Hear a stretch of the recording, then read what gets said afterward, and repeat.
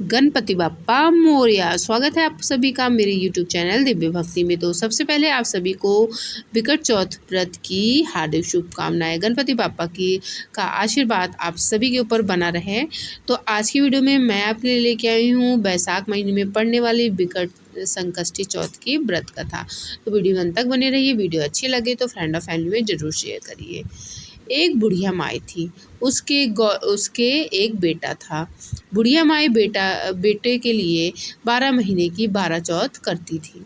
बेटा जंगल से लकड़ी लाता, दोनों माँ बेटा उनको बेचकर गुजारा करते थे।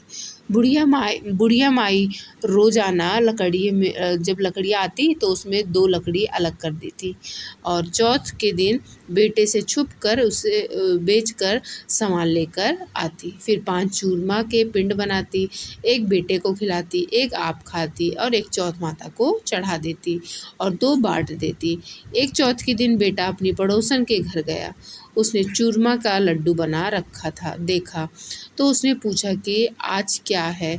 सो थे चूरमा बनाया आपने चूरमा बनाया है।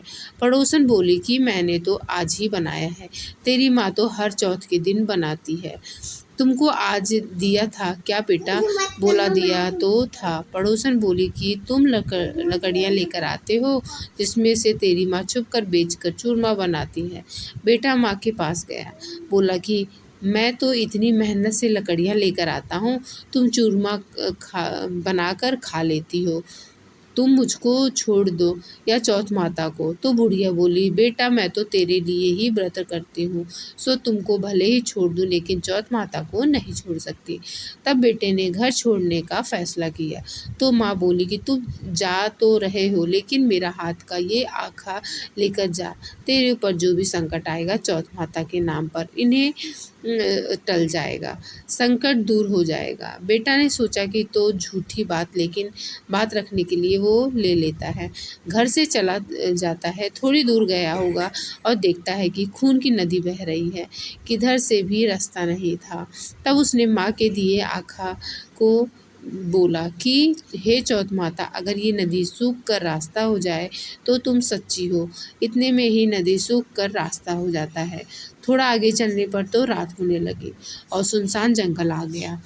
तब आखा को बोला कि हे चौथ माता, मैं रास्ते में मिल जावे तो मैं जानवर मुझे खा जाएंगे। इतने में ही रास्ता मिल गया। आगे एक राजा की नगरी आया। राजा हर महीने एक आदमी की बलि देता था। वह एक बुढ़िया के घर में गया तो देखता है कि बुढ़िया माई रोटी बनाते हुए रो रही थी। तब उसने पूछा कि माई तुम रो क्यों रही हो? बुढ़िया बोली कि मेरे एक ही बेटा है और आज वो राजा की बलि चढ़ जाएगा, मैं तो ये रोटी उसके लिए बना रही हूँ। वो बोला कि माई ये रोटी मुझे खिला दो, मैं तेरे बेटे के बदले चला जाऊँगा। माई बोली रोटी खिला दूँगी लेकिन तुझे कैसे भेज दूँ? उसने उसे रोटी खिला दी। रात में सोते समय बोला कि राजा का बुलावा आए तो मेरे को जगा देना। आधी रात को बुलावा आया। बुढ़िया माई सोचने लगी कि पराए बच्चे को कैसे बलि पे चढ़ा दूँ, पर इतने में ही वह जग गया और जाने लगा और बुढ़िया माई से बोला कि मेरी पोटली और लाठी रखी है। बुढ़िया माई सोची कि आज तक कि कोई वापस नहीं आया, ये कैसे आएगा? राजा का आदमी उसे साथ लेकर चला गया। वहाँ पर उसे कच्चे घड़े पकने वाले कुंड में चुना दिया गया।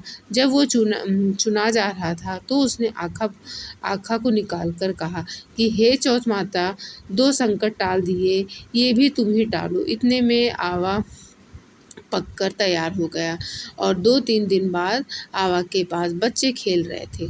बच्चों ने खेल खेल में आवा पर कंकड़ी मारी तो उसमें से आवाज़ आई। बच्चों ने राजा के आदमियों के पास जाकर कहा कि उसमें से आवाज़ आ रही है। राजा के आदमियों ने सोचा कि 6 महीने में पकने वाला आवा इतनी जल्दी कैसे पक गया। उन्होंने ये बात राजा को बताई। राजा ने जाकर देखा तो सारे बर्तन सोना चांदी के कलश हो गए। ये बर्तन उतारने लगे तो अंदर से आवाज़ आई कि धीरे धीरे उतारना, अंदर मानस है। राजा ने सोचा कि इसमें से पहले तो कभी कोई ऐसी आवाज़ नहीं आई। राजा ने पूछा कि कौन हो तुम? तो उसने अंदर से ही कहा, मैं तो वही हूँ जिसे आपने 3 दिन पहले इसमें चुनकर बलि ली थी। उन्होंने खोलकर देखा तो अंदर वही आदमी था जिसे 3 दिन पहले उन्होंने इस आवा में चुनकर बलि चढ़ाया था। उन्होंने सारी बात बताई। उसे महल ले जाया गया। राजा ने पूछा कि तुम कौन हो और बच कैसे गए? तो उसने कहा कि मेरी माँ चौथ का व्रत करती थी, उसी की वजह से बच गया। तब राजा ने कहा कि ये झूठ है, उसकी परीक्षा लेनी होगी। राजा ने 2 घोड़े मंगवाए, एक पर स्वयं चढ़ गया और दूसरे पर उसको चढ़ा दिया गया। उसके हाथों पैरों को जंजीर डाल दी गई। राजा ने कहा, अब अपने जंगल की तरफ चलते हैं और अगर ये जंजीर खुलकर मेरे हाथ पैरों में आ जाएगी तो तुम्हारी माँ की चौथ माता सच्ची हैं। थोड़ी दूर चलने पर ऐसा ही हो गया। राजा के हाथ पैरों में जंजीर जकड़ गई। फिर उस लड़के ने बड़ी मुश्किल से राजा को वापस राजमहल पहुंचाया और जाने लगा। तब राजा ने उसे रोकने के आदेश दिए। फिर राजा ने उसे अपनी बेटी के साथ विवाह करने के लिए कहा तो उसने सहर्ष स्वीकार कर लिया। राजा ने उसे वही महल में ही रहने के लिए अलग से सारे साधन उपलब्ध करवा दिए। वह राजकाज में सहयोग करने लगा। कुछ महीने बाद उसे घर की याद आई। एक दिन मौसम बहुत ही खराब हो रखा था। चारों ओर बिजलियां कड़क रही थी। उसे अपनी माँ की याद आई तो उसने अपनी पत्नी से कहा कि आज तो बिजली मेरे गांव की तरफ चमक रही है।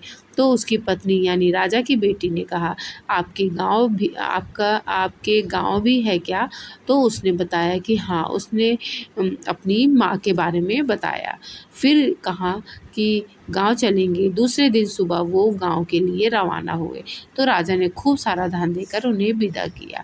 गांव के समीप पहुंचने पर लोगों को पता चल गया कि उसकी माँ से बुढ़ापे में लकड़ियाँ तो काटती नहीं थी, इसलिए गोबर के उपले बनाकर उन्हें बेचकर जीवन यापन कर रही थी। वह उपले बिनकर ला रही थी तो उसे पड़ोसन ने बताया कि बुढ़िया माई तेरे बेटे बहू आ रहे हैं। तो उसने कहा, मेरे भाग्य में बेटे बहू कहाँ हैं? एक बेटा था जिसे भी तुमने लगा बुझा के निकाल दिया। तो उसने कहा कि मैं सच बता रही हूँ, विश्वास नहीं है तो देख लो। बुढ़िया ने छत पर जाकर देखा तो सच में गांव की तरफ एक लश्कर आ रहा था। घर आकर बेटे बहू ने पाँव छुए। बेटे ने कहा कि माँ तेरी चौथ माता के प्रभाव से मैं आज जिंदा हूँ। उसी दिन उसने पूरे गांव में हाहाकार करवा दिया कि कल मेरे घर पर सामूहिक भोजन है। दूसरे दिन सबको भोजन कराने के बाद खूब सारे उपहार देकर कहा, चौथ का व्रत करें। चौथ माता जैसा उस बुढ़िया माई और उसके बेटे का संकट से बचाया वैसे सबको बचाना। पढ़ने वाले को, सुनने वाले को और सुनाने वालों को और उनके परिवार को सभी संकटों से दूर रखना। तो इसी के साथ मैं अपनी वीडियो को समाप्त करती हूँ। आशा करती हूँ आपको ये कथा पसंद आई होगी। तो चलिए मिलते हैं एक और नई वीडियो के साथ। तब तक के लिए गणपति बाप्पा मोरया।